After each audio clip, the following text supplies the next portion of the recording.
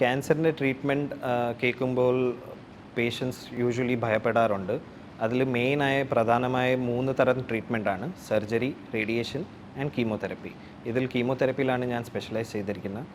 And ഈ chemotherapy അല്ലെങ്കിൽ surgery, radiation ചെയ്ത് കുറേ ക്യാൻസേഴ്സ് ഏർലി സ്റ്റേജിൽ ഡിറ്റക്റ്റ് ആവുന്ന ക്യാൻസേഴ്സിൽ നമ്മൾക്ക് മൊത്തമായി ക്യൂർ ചെയ്യാം, അതല്ലെങ്കിൽ മൊത്തമായി ക്യാൻസർ ഫ്രീ ആക്കാൻ പറ്റും. അതിനുവേണ്ടി ക്യാൻസറിനെ ഏർലി സ്റ്റേജിൽ ഡയഗ്നോസ് ചെയ്യുന്നത് ഭയങ്കര ഇമ്പോർട്ടൻ്റ് ആണ്. ക്യാൻസറിൻ്റെ ട്രീറ്റ്മെൻറ്റിൽ 3 തരം പ്രധാനമായ മൊഡാലിറ്റീസ് ആണ്: സർജറി, റേഡിയേഷൻ ആൻഡ് കീമോതെറപ്പി. ഇതിൽ എല്ലാ ക്യാൻസർ കേസസിൽ കീമോതെറപ്പി വേണം എന്നില്ല. ചില ഏർലി സ്റ്റേജ് ക്യാൻസേഴ്സിൽ സർജറി മാത്രം ചെയ്ത് ക്യാൻസറിനെ ക്യൂർ ചെയ്യാൻ പറ്റും. പക്ഷേ ചില കേസസിൽ സ്റ്റേജ് അനുസരിച്ച് ക്യാൻസറിൻ്റെ ടൈപ്പും ക്യാൻസർ ഒറിജിൻ ചെയ്യുന്ന ഓർഗൻ്റെ അനുസരിച്ച് നമുക്ക് കീമോതെറപ്പിയും റേഡിയേഷൻ തെറപ്പി വേണ്ടി വരും.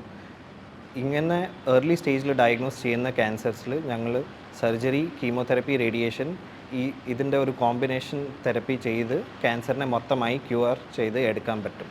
ക്യൂർ എന്ന് പറയുന്നത് ക്യാൻസർ ഫ്രീ ആക്കുന്നത് എന്നാണ്.